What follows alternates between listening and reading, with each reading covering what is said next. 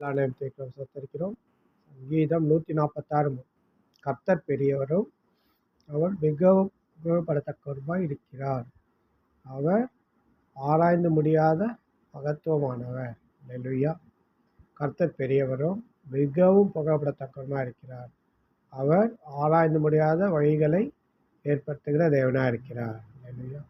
இஸ்ரவேல் ஜனம் செங்கடல்கிட்ட வந்ததுக்கப்புறம் அவங்கள பின்னாடி பார்வோன் துரத்திட்டு வர்றது தெரியுது, முன்னாடி செங்கடல் தெரியுது. ஆனால் மாம்ச கண்களால் அவங்களுக்கு வழி தெரியல.